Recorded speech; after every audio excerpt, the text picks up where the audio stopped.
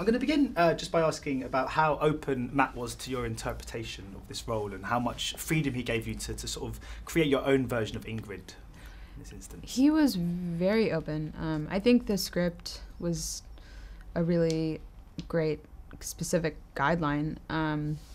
It was all on the page, but I think I wanted to kind of really not treat it like a comedy, and I think he really was open to that. Do you have any experience of encountering many Ingrids before on social media? Have you ever had that kind of sent you sort of, I don't know, liked lots of your posts or sent you messages or anything? You ever kind of come face to face with an Ingrid? Maybe, but I don't really, I don't engage with a lot of the comments and stuff with strangers. I'm not really into that. So, and I'm not really, an Instagram influencer that's trying to drum up stuff like that. But I've definitely, have repeat commentators, comments. Yeah, and yeah. Sometimes that'll catch my eye, and I'll go, "Well, that person's really going for it." Wonder what their problem is. But do you think, having now got into the head of Ingrid, has it given you a slightly more sympathy or understanding for those people, the people that would repeatedly comment on all your stuff? I mean, not really. I don't know those people, so I don't know what their problem is. But I think I relate to Ingrid, and I think a lot of people do. I think that a lot of people are able to control themselves more and to not allow themselves to kind of spiral and use social media in that way. But I do relate to the idea of feeling, misunderstood and wanting to connect with someone, wanting a friend, wanting someone to like you. That we all feel that way. So. I was saying to Matt earlier that it's very important that we can all see a little bit of ourselves in Ingrid, even though obviously it's quite a heightened take on some of our sort of, even just for example, like the other day, my girlfriend, she took like ages to reply to a text, but on WhatsApp you can see when someone last used WhatsApp, it tells you, it says like last seen, like. And I was like, well, you were on WhatsApp 20 minutes ago. So you saw that she saw it? So yeah, but no, it didn't have to tick. It just says when they were last online. So that meant she went on, but didn't read the message because she knew that if she read it, I'd see the ticks. You should break up with her today. And I thought, I'm break up with her right now. I know, but then I thought I'm basically doing what Ingrid did. But that's kind of the point, isn't it? I don't know. Seems suspicious to me. Yeah, what was she doing during that time? I don't know. Where was she? I know. Did she have a good answer? No, she had nothing. Move on. Oh no, at work. She's a lawyer. Lawyers don't work. They don't work. I don't believe that for a second. No. Can you see a bit of yourself in Ingrid, even not to the same extent perhaps, but even just a smidge? 100%.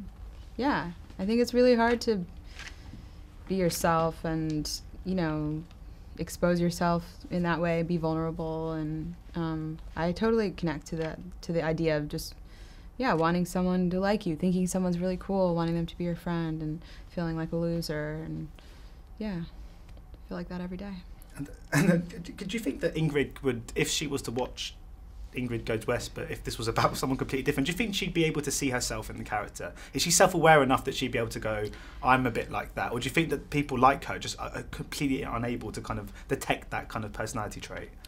I think, Ingrid in the beginning of the movie would have no idea. And I think Ingrid in the end of the movie, hopefully, my hope is that she reached some kind of point of self-awareness, even in a slight way. So, Ingrid, after the movie, I think would watch it and see herself, maybe, hopefully.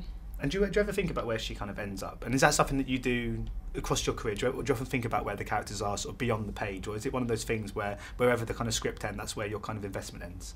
I mean, I don't know. I think about it. I definitely think about it. I really like hopeful endings, and I think audiences like that too. They like to feel happy and hopeful at the end of a movie. So I hope that she, sees the value of her real connection and relationship with Dan Pinto's character in the end, and she goes towards that rather than all the strangers online that are supporting her that she doesn't even know. On Instagram, can you be yourself as a celebrity, someone in the public eye, or do you think you always have to kind of portray a different version of yourself, almost like a public persona that's quite different to you? I mean, how would you say when you're using social media? Do you think do we see the real you, or do you think it's very much this kind of odd version of ourselves?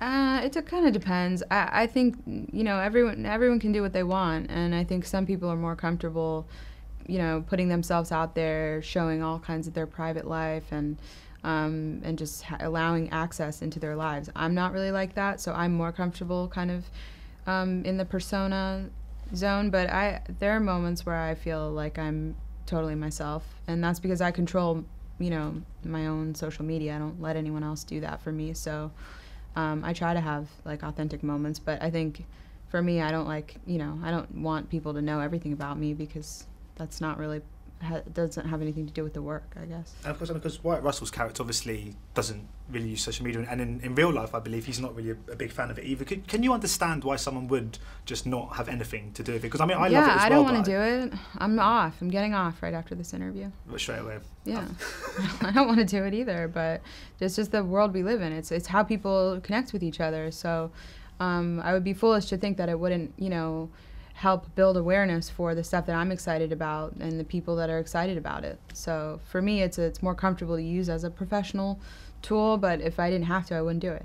So do you feel there's a slight obligation for kind of actors or actresses to use Instagram and I think Twitter so. I mean, I think it's a kind of an unspoken pressure nowadays. Like, I think people really do take that into account. And, you know, as an actor, you're always trying to, whether you're really successful or not successful at all, you're trying to play that game, and you're trying to, you know, build awareness for yourself so that you can work more and get better projects, and so it's all kind of related. Yeah, once I tried to get a job and it said that only people with over 10,000 Twitter followers can apply for this job. Yeah, isn't that depressing? That's ridiculous. It's terrible.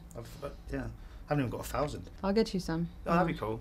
Yeah, just tweet this interview out and be like, this guy is just... No. I will. And just What's your name? Despite all that, what's your favourite Instagram account to follow? Is there one that you most enjoy following and looking at pictures of? No, I don't know. I can't pick one. I mean, I like to follow a lot of people that I don't know, like older actors that I'm like, wow, I can't believe Susan Sarandon's on Instagram. Like, what's she up to? Like Julianne Moore and like Michael Keaton and Tom Hanks, like Michael Douglas. I just follow weird people that I don't know, older people. Are you one of the repeat commenters on their No, photos? I never comment. No, I keep my comments to myself. Brilliant. Thanks so much for your time today. Ladies and gentlemen, you're watching Hey You Guys! Hey You Guys, huh? Hey, you guys. Is that from the Goonies? It is indeed, yeah. Nice. Hey!